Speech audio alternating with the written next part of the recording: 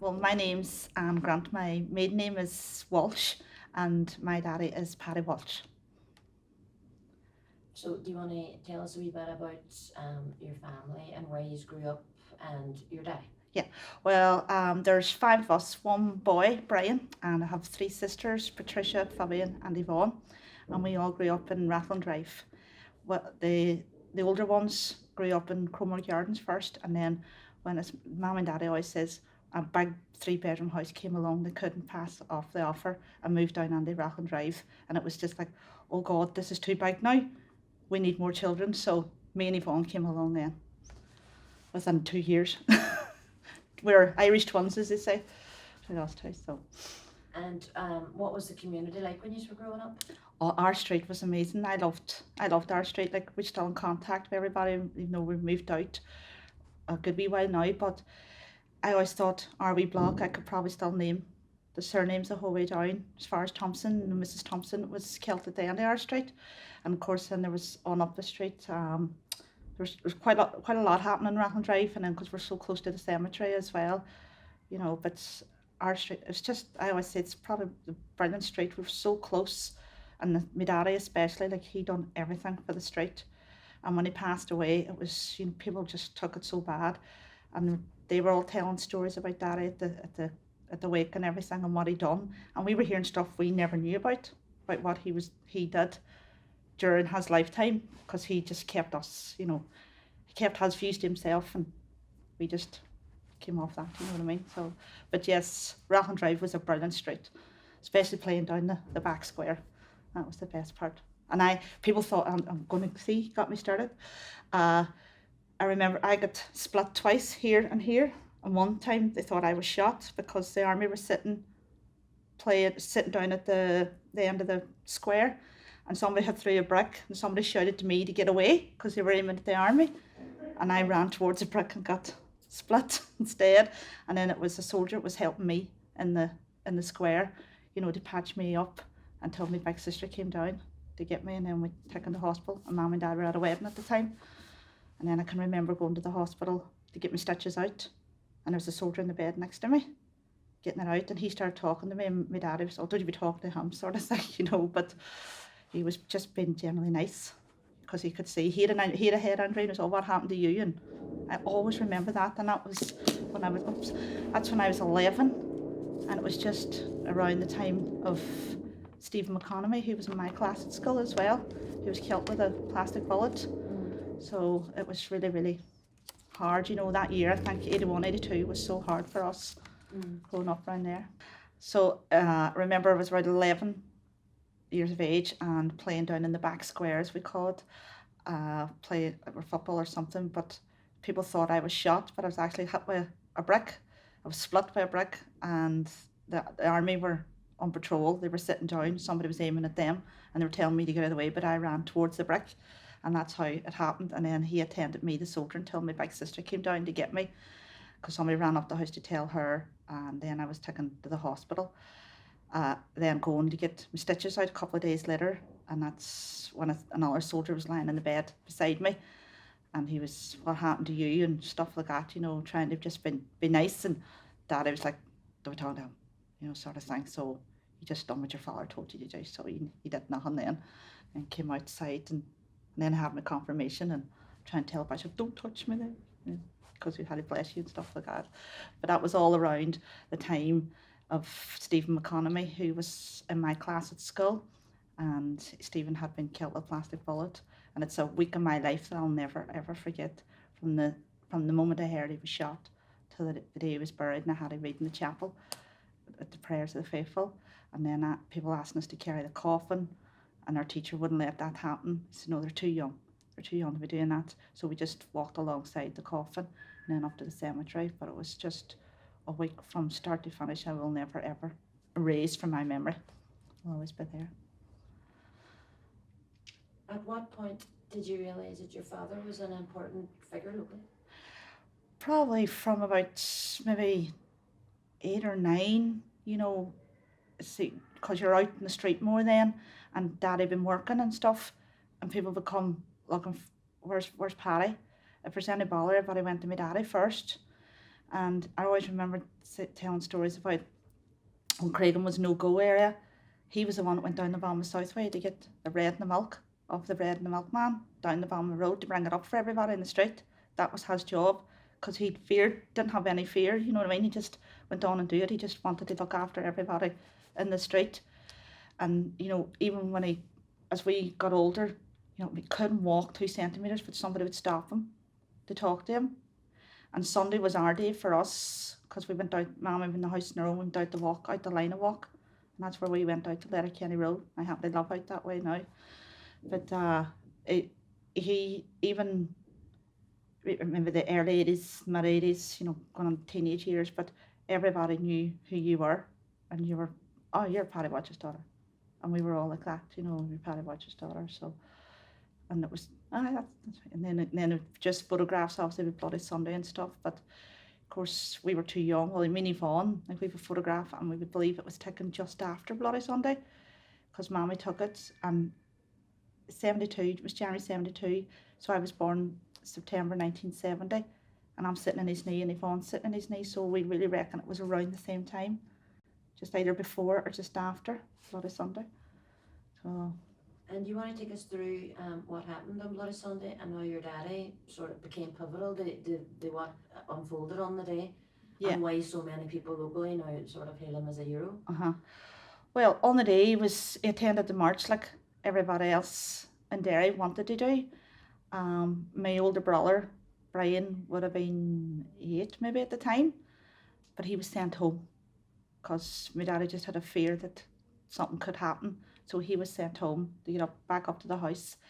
He went in the march, and he, you know, just hearing stories from him and from other people, it was, he did his human nature. What to do is to go and help somebody, another human being in need, because he saw, say, get a bit upset.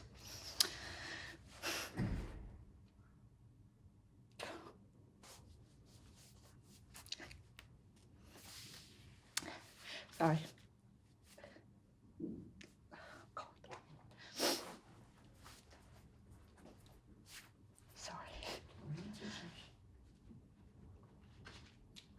Rub of tissues. It's seeing the photographs and realising how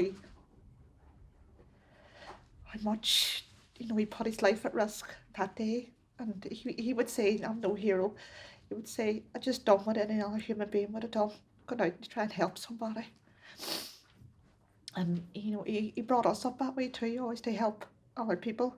You know, just go out of your way. If you can do something good for somebody else, that's being human is all about. So I'm all right. But so he risked his life. He you know, yes, he risked his life, and then when he had to go to the tribunal and talk about it, he just came out of a major operation, but, you know, nothing was stopping him to go to that tribunal. He had to do it. He was so sick, and there's a photograph of him and Tony Doherty standing outside the Guildhall after he gave his evidence, and you could just look, you just knew my father was just off the bed, that he had a big operation, but, you know, he wanted to see his city be where it should be and not be accused of what they were accused of doing, and that's why he make sure he gave his evidence that time. And I can remember I was living in Glasgow at the time, and of course internet was just really, you know, it was the early noughties, and I was able to go on and watch BBC News online because I didn't have it, you know, we didn't have what we have now. And I would phone my daddy that night and tell him who was, how do you know that, and I said, well, I'm watching it all online, I'm following it online and stuff like that. What are you talking about, you know? So you have to explain that to him, you know, to do that. But the photographs, yes, and there's all the different stages. You see Daddy crawling out behind Paddy Doherty, and then leaning over Paddy Doherty, and then carrying Paddy Doherty, and you just realise how, my God, he just put his self out there to help somebody that time, and then people realising, you know, who he was. But you know, after, when he came home, first of all, somebody thought it was actually my daddy that was killed because of 2 Paddy names, and a neighbour, I think, told Mammy that we can't find Paddy, we can't find him. And then when he did come home at night, he obviously couldn't sleep, but then he sort of like disappeared for a couple of days. His head was just all over the place and what they'd done. the British Army that day. It was just so hard for him to take in. But he didn't go off, and his family was first. And we'd always say my dad had more civil rights, more nationalists than Republican, and he would like to think he was known for that too. You know, Um, what kind of a legacy is that for your family now? Almost 50 years on. I know Knowing that your it's daddy was scary, like, so but close to what happened, and you could have lost your daddy as well. yeah, That must have been to the forefront of his mind. I think Rossa and work told a story about the bullet piercing his collar of his shirt. yeah, and I remember there was, I think a soldier says that at the evidence that he aimed at my daddy, but he couldn't get him or something. It went over, and the fence, the bullet went under the fence, Glenfarra Park. And my gran and granddad, my mommy's mum and daddy just were living upstairs at the time, so they were, and they were probably obviously worried too because they knew he was down there. So he was, but what it leaves for us is just something to be really, really proud of what he done as a community, what he done for his community, what he done on Bloody Sunday, and what he done for us as a family, rearing us to be the people who we are, and just being human, because that's a big thing. He he didn't rear us to be against any kind of thing, because then he always tells the story about his 5 sisters, and every one of them married somebody in the forces, because that was the 50s, the 40s and the 50s. Might not talk to them, but they all, do you know what I mean? My granddad always used to say, we're cosmopolitans, we fit on anywhere. It was the same sort of thing, no airs or graces, kind of. And I think there's a story too about my daddy going down to Fort George looking for his brother-in-law just after it happened as well. He was stationed here, one of his brother-in-laws. You can picture the anger as well. Go down and look for them. So if there was someone watching this or listening to you from somewhere else and their community was in turmoil the way yours was growing up, what advice would you give them, or what inspiration would you give them? If you could talk to another community that's going through what we've just went through in the last 50 years, what would you say to them? Well, obviously patience is probably a big thing, and I keep saying the word being human, because that's what we're put on this earth to be. We don't want to go back to the fighting and everything like that. What you could tell other communities in other parts of the world, I really don't have an answer for that there, because everywhere's different, and everybody has their reasons for their fighting and their arguments, and there's 2 sides to every story. Some people are right and some people are wrong, but everybody has their different beliefs. So to try and say, do it this way, or here's my advice, you should do it this way, I don't think you could do that, to be honest. It has to be about respect. Respect is a big word. In terms of free dairy or Battle of the Bogside or any of the historic events that we're talking about, do you feel a sense of pride that your family have a role in it? Oh God, I do. Even if it's an accidental role? Yeah, I do, and it's nice, Maybe you could say, I feel quite proud that my family have played some kind of part in history. Well, I feel really proud that my family does play a part in history, obviously more so my daddy, but it'll always be there, and it's nice to pass down to my nieces and nephews, and for them to pass on too, and that's the reason why I wanted to talk about this. That maybe you could say because he stood up for what was right. Yeah, Daddy always stood up for what was right, because it was civil rights, and he believed it was his right to have a job, to have a home, and to earn money as much as the person across the water could earn, and that was his human right, and he wanted to do that. So he made that sure that was passed on to us as well. Stand up for what you believe in and fight for it, I suppose. Brilliant. Is there anything that I didn't ask that you want to mention about? Can I have a wee look to see if I see? Please do. I might put on the glasses Now's for the this, time. because I'm trying to. That's great stuff there, but thank you. Probably just about a wee bit about Daddy himself, Yeah, not his just his personality. That would be personality. great. Is that all right? Mm-hmm. I'm just going to properly close that door because otherwise it'll snap closed.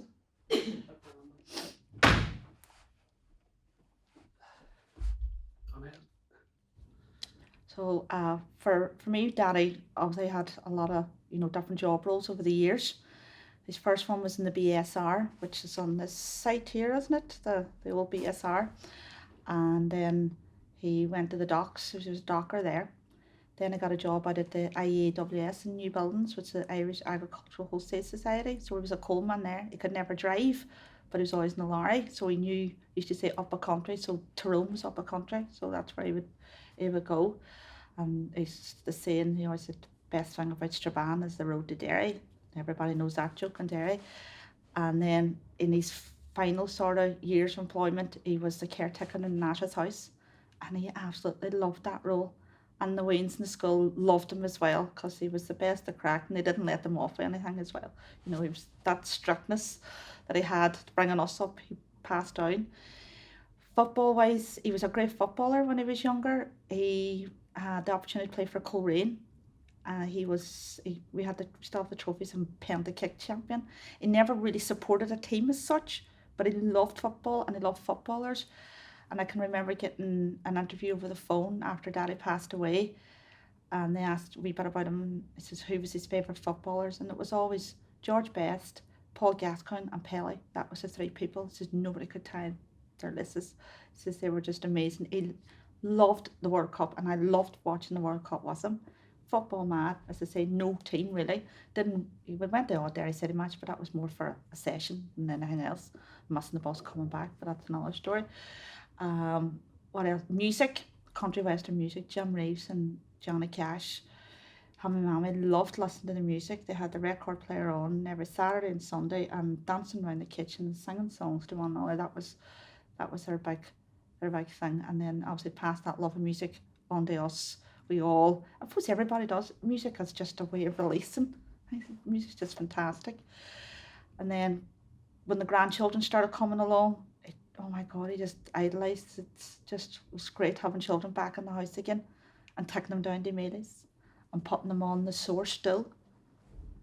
Because that was, don't tell your mother you were down here today, but that's where I took him on to Vicky's and down on the Mealy's. And that was his favourite.